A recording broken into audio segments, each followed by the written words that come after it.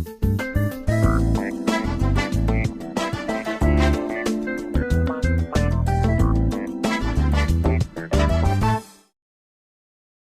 and welcome to another edition of News from the Block. I'm Mark Thompson, the director of the Adopt the Block Outreach Center, and I am so excited to be back again in the PAC 14 studios with a very special guest. But today I want to take us back just a little bit. If you recall, I'm looking at 10 years ago, the city of Salisbury went to Tampa, Florida for the All-American City Award. And one of the projects that won the award and allowed the city of Salisbury to be All-American City was a small program called the Community Emergency Shelter Project, better known as CEF. But today, that has grown into something called the Hands and Hearts Ending Homelessness. And we have in the PAC 14 studios today, Pastor Greg Carlson. Welcome, Pastor. Thank you, Mark. Good to be here. Wow, I'm really excited. Now, you're the pastor of the Park Seventh-day Adventist Church. Yes, sir. Why don't you tell our audience that may not be familiar with you, how did you come about being the pastor of that church? Oh, wow. You want the short version or the short version? The short version, yeah. Okay. Well, I've been here 7 years. I've been in the ministry 17 years. In 2006, I sold my small business in Charleston, South Carolina, and entered ministry in Vermont, where I was for 5 years, and then 5 years in Maine. And 7 years ago, I came here to Salisbury as the pastor of the Park, and at the time, Seaford, Delaware, Seventh-day Adventist churches. Well, I always like to let our audience know how people really got to Salisbury, and it shows a little bit about your heart for our city. So we're here to talk about, I called it the Community Emergency Shelter Project, what the name was, but the new name now for the homeless shelter for men during the winter months is called Hands and Hearts Ending Homelessness. How did they get that name? You know, I wasn't at that meeting, but it comes out of the scripture, you know, being the hands of Jesus to help. You know, Matthew speaks about, you know, I was hungry and you fed me, I was naked and you clothed me, and so that philosophy is kind of the basis of the new name. I see. And, you know, if for our viewing audience, if you remember and recall the shelter, again, 10 years ago, I think even before that, there was a social worker. She was in fact, she was actually the coordinator for the program at Salisbury University. Yes. Brenda Jordan. That's what I understand. That started this program. So when it started, why is it so important to have something like Hands and Hearts ending homelessness? Why is it important? Well, my understanding, and obviously as we've already you know, figured out, I wasn't here. What I believe was around 20 years ago. Several men here in Salisbury actually froze to death one winter. And my understanding is, and I've already learned more than I knew from you about, you know, 10 years ago and winning this award for the city. That's awesome. That Brenda Jordan, and others there at SU got involved and recruited some of the churches and began to house the men, if I understand correctly, January through March at the time in different locations. Yeah, I think you're right. And there's been a lot of churches that helped in this project. So how did it come to land on your doorstep? Well, that's a great question. You know, 3 years ago, COVID changed everything. And until about 3 or 4 years ago, Donna Clark at Hope had become the coordinator of this coalition of churches, if you will, that were housing the men, a week here, 2 weeks there, and they moved around from location to location. And Donna Clark had, you know, indicated that she needed to turn over that leadership to somebody else that was familiar with the organization, so that she could spend more time with her husband and developing what Hope does. And Walter Davidson, who's one of my church members, became the executive director at that time of CESP. And we had you know, he had a normal year. I went to the shelter one time that year with him over at, I believe it was at Bethany. You know, kind of my initial indoctrination into it, and it was like was impressed, but didn't really get involved right away. And then when COVID hit, for a winter and a half, most of 2 winters, he had the men housed at the Langler Memorial Building, which is part of Wacomico Presbyterian Church. Mm-hmm. And then after the second winter there, that location was no longer available. They had other things going on in there. And so Walter came to me. We have a community outreach building at our church. And he asked me, he said, what do you think about us using our building?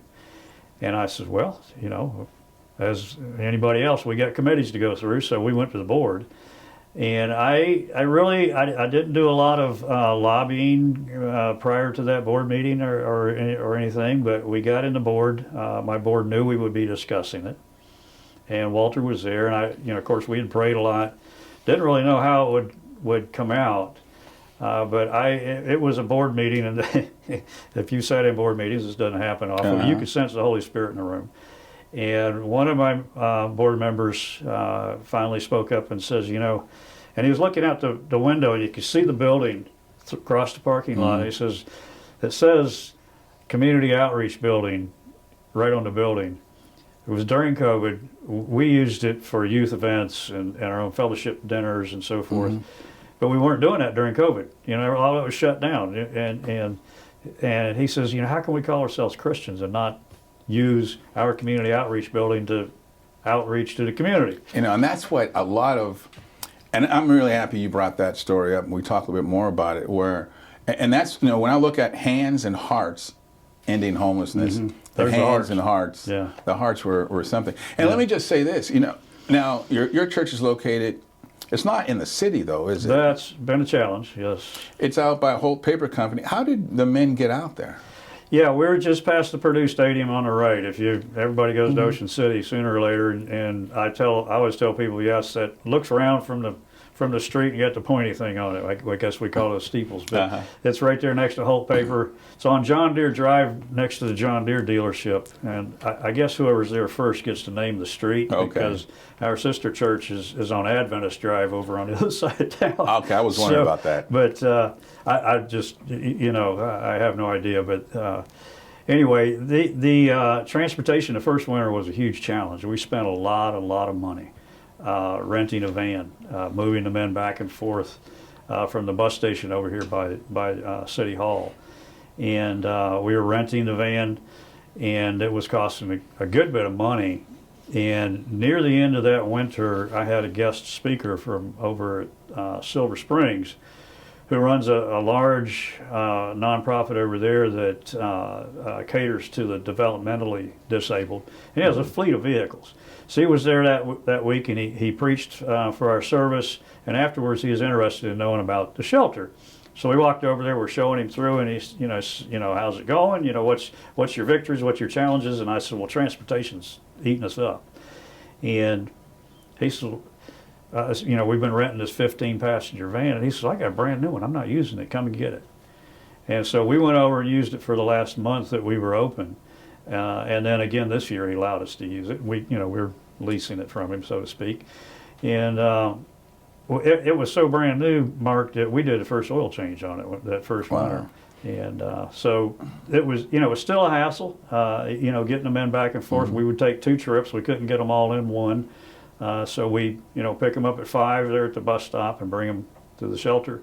And 7 o'clock in the morning, we take them back. Wow, that's amazing. And again, you're watching News from the Block, Adopt the Block Outreach Center. And today our special guest in this PAC 14 studios is Pastor Greg Carlson of the Seventh-day Adventist Church. And he's also heading up and working with a team of people for the Hands and Hearts Ending Homelessness, or better known as the homeless shelter for the men during the winter months. Mm-hmm. But let me do this. Mm-hmm. I was so impressed, and I want our audience to understand this. This is just the 22-23 year. Mm-hmm. Let me tell you exactly what this church has done. Yeah, you got some statistics. You've done 80 men were sheltered. Yeah, different, unique men, you know, that came and went. And these were homeless men that were out in the street. Yeah, some for one night, some for multiple nights. Wow. You know, some the whole winter.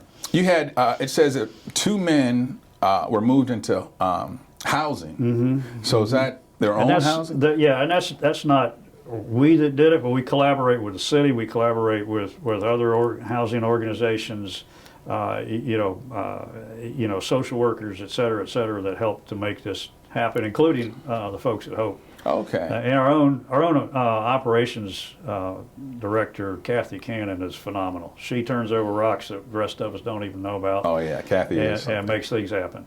Wow. And let the audience also know this is different from the Ann Street Village, where the Ann Street Village are men staying there. It's one separate program.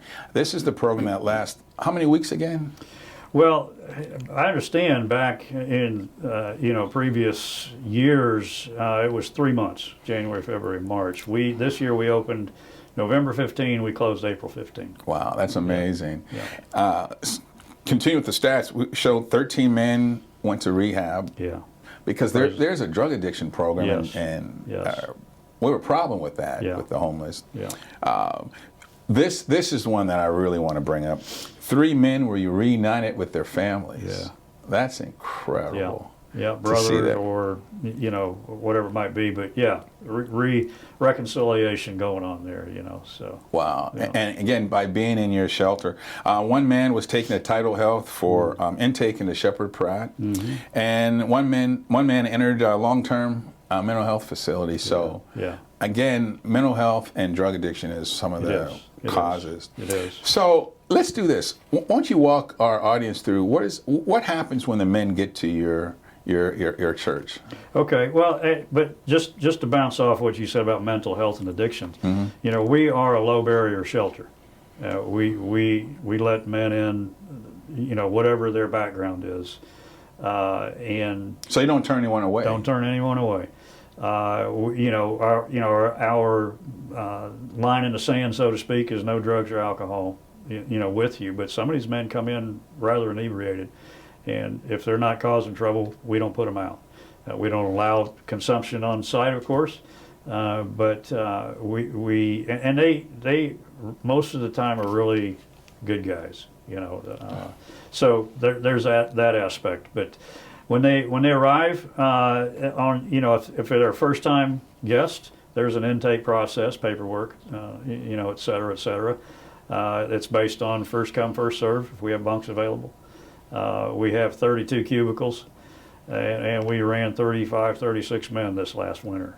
We put them in the aisle, put them in the back corner, whatever we could to, get them out of the cold. Yeah, I like what you said about cubicles. I've seen it, and you have like these partitions, fiberglass or plexiglass. Or No, it's not quite that high tech. Oh, it's clear shower curtains. Really? Yeah. So when again, COVID changed everything, right? Our whole world changed with COVID. And so when we were at the Langler Memorial Building, space dictated how many men we could put in. And so Walter designed in his mind and then made it happen a framework out of PVC pipe, and then we hung clear shower curtains on there with zip ties to prevent barrier as far as germs and so forth is concerned. But it really has been a hit with the guys. For one thing, it used to be a cot and a chair and a cot and a chair and a cot and a chair. That's what I remember. Now there's a cot and a chair and about an extra foot of space, and it's given them their own little, this is my spot. Everybody needs a spot, right? And in fact, we've observed, guys will go down and talk to his buddy, and then he'll say, well, I'm gonna go back to my house. I'm gonna go back to my place. I'm gonna go, or hey man, get out of my bunk, go away. This is my spot. And so it's given them a sense of permanence. And the guys also liked the idea of being in the same place all year. They used to lose a lot of stuff. On the weekend they moved from this church to that church, and transportation and so forth. So they like being able to stay in one place the whole time. Wow, and that is amazing, because I remember when the Seth program was there, every week they moved, and week or two depending upon the church. Wow, that's now something else. So they're there, and I was there one week. Yeah, and, you popped in. Yeah. I popped in, and man, it smelled good in there. So tell us about what do you feed? How do you get the food for this? Almost 98% of the food is volunteer donations. Different churches. This last year we focused really on trying to encourage different churches to take a whole week or some churches took 2 weeks. And they provided the meals, they provided the supervision at the desk, the whole thing. But most of the food arrives sometime between 5 and 6 already prepared, Restaurants have brought food, churches have brought food, individuals have brought food. We got one lady that loved to bring pies, and I love to eat pies, and she discovered I like blueberry pie, so often the pastor got his own blueberry pie. Hey, pastor has privileges. It's fruit, it's health food, right?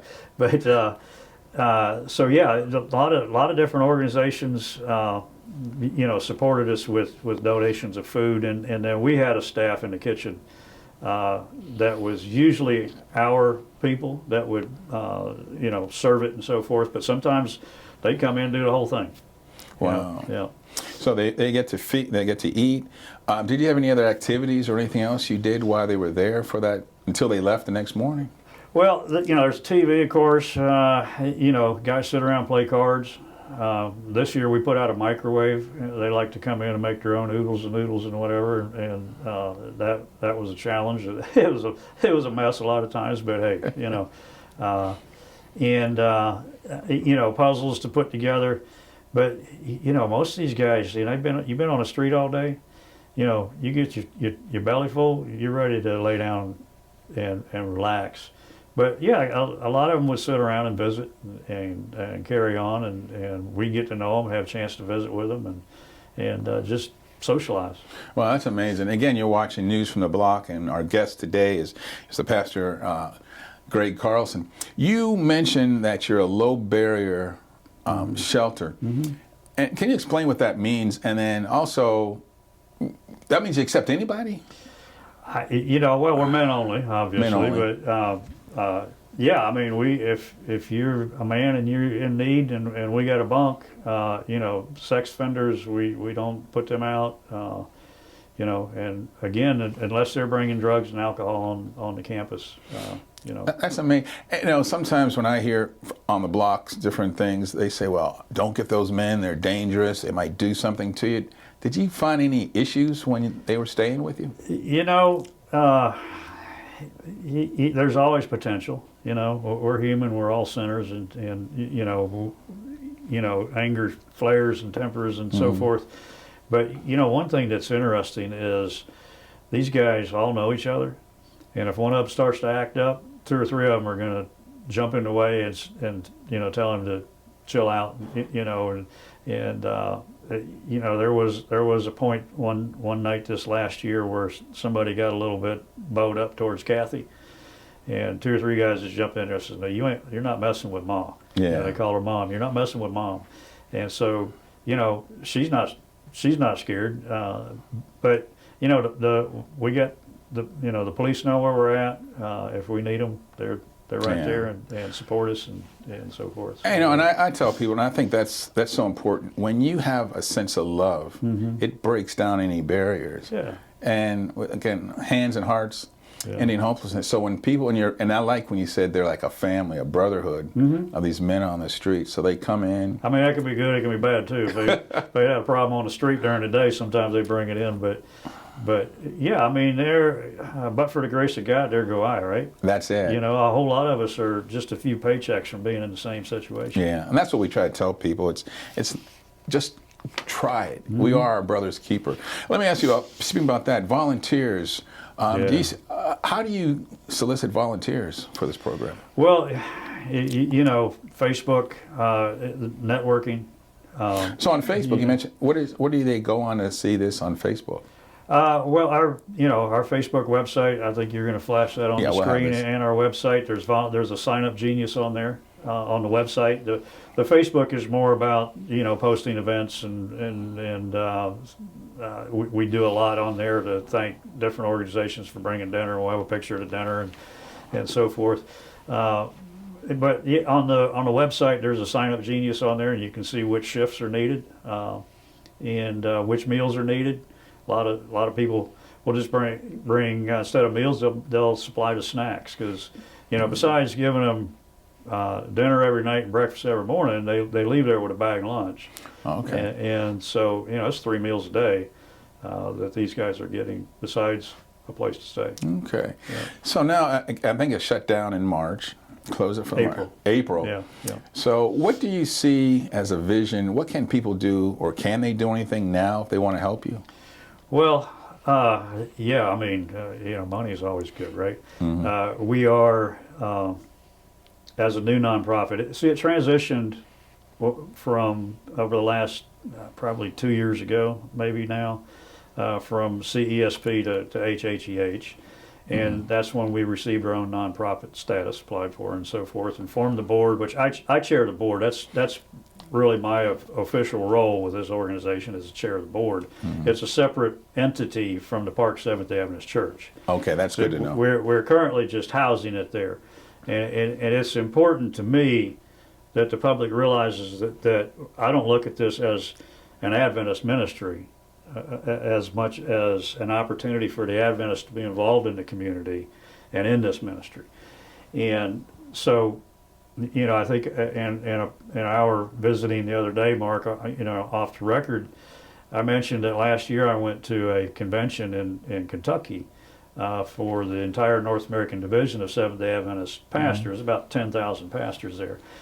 And one of our speakers every night got up, a guy by the name of George Knight, is he's in his 80s now, retired professor of Adventist history and theology, or I don't remember his whole title. But he did a piece every night that was, we're building on the shoulders of those who went before. And he would then highlight an early Adventist pioneer from 100 years ago. And most of the time, and this was in a time where we were very forward thinking, and that these pioneers that he would highlight were women and blacks. And so I thought, you know what, that's the same thing we're doing with this shelter. This isn't me. I didn't invent this. I just am blessed to be the one that's involved now, and we're trying to take it to the next logical step. And so we are, I want to acknowledge all those churches and organizations that's been a part of it for years and years, long before I came along. But we're now beginning to visit with some of the other organizations in town who work with the same population. We want to grow to year-round operations, to continue the cold weather aspect, the emergency shelter aspect in one part of our facility. But we're looking for a permanent facility somewhere in town. Okay. And the transportation that we spoke about is a real struggle. And so we want to find a location in town where we can be open 24/7 and expand into helping those that are recently became homeless, and try to help them get back on their feet and back into housing, find jobs. We want to work with men getting out of prison, don't have anywhere to go. Help them get established, save up some money, find a job, and get that first apartment, get back on their feet, and be part of society. Some people need a place before and after hospital care, and so we want to possibly work with that. But all of that is dependent on other organizations coming and being a part of this. We don't.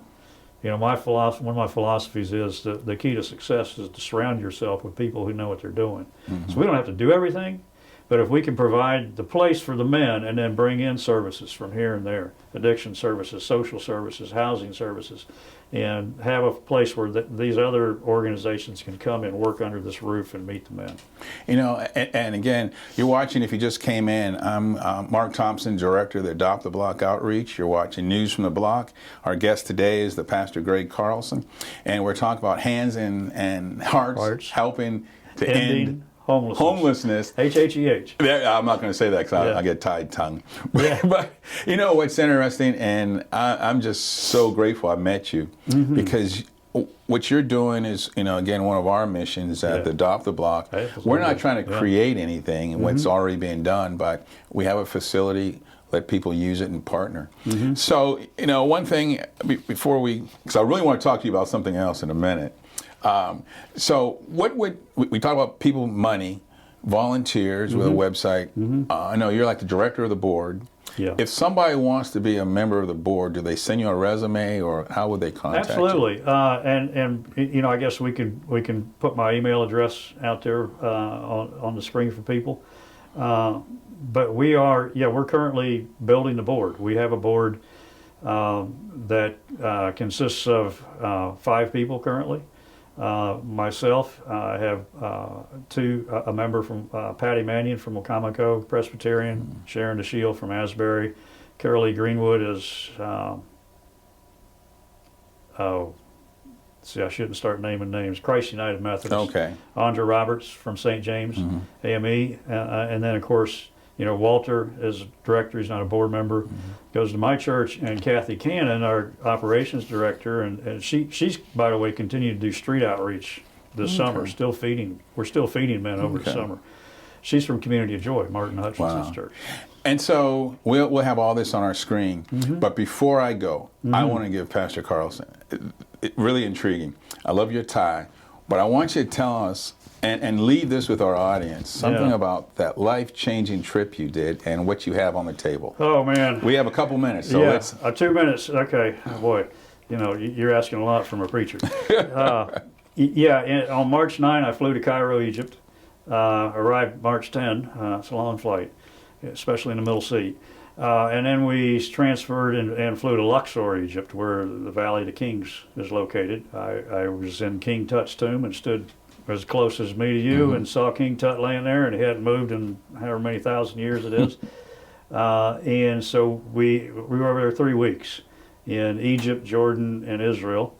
And now when I read the New Testament, I'm like, I went there. I went to Capernaum and Bethesda and Nazareth and Jericho and Bethlehem and I mean, from north to south to Caesarea by the Sea to Caesarea Philippi and it was life changing. And Jerusalem's fascinating. Cairo is insane. The traffic just is honk the horns and drive and people walking across, but no wrecks and traffic moves. But Old Jerusalem, we were there the opening Friday night of Ramadan and got in a crowd of about 200,000 Muslims that was just like packed. Just you move when the crowd moved. Never any fear of danger. At the Western Wall, a lot of bar mitzvahs going on down there, and boy, they were partying, having a good time. That's amazing. So tell us a little bit about one of the places maybe we should make this a quiz, but one of the places we visited was the Valley of Elah. And so I have 5 smooth stones here. I guess the camera can pick that up. The Valley of Elah is the famous site of the David and Goliath battle. And those are rocks from? Those are from the stream in the Valley of Elah. And I brought back quite a bit of material, organic material. The pottery shards are everywhere over there, broken pottery. And I brought back those kind of souvenirs. And I have a sling here that I did the children's story the other day. This is a sling my brother made for me years and years ago. So I threw a stone in the Valley of Elah, and I'm not near as good as David, so Goliath would still be alive if it was up to me. Well, I'm sure happy he fell. Yeah. But again, I'm so grateful to have met you and the mission, the work that you're doing, the service for our community. Again, my name is Mark Thompson, Director of the Adopt the Block Outreach Center, 818 Benny Street, coming very soon. Yeah. And you have just witnessed and been part of News from the Block. We're here with Pastor Greg Carlson from the Seventh-day Adventist Church, the director of the, let me say it again, Hands and Hearts Ending Homelessness. Very good. And again, we'll have all the information for you at the bottom of the screen and also at the end of this conclusion. But once again, we want to thank PAC 14 for allowing us to come into their studio to provide much needed information to our community. Once again, as I say, my name is Mark Thompson and we love you. And are we our brother's keeper? Absolutely. Yes, we are. Absolutely. We'll see you next time.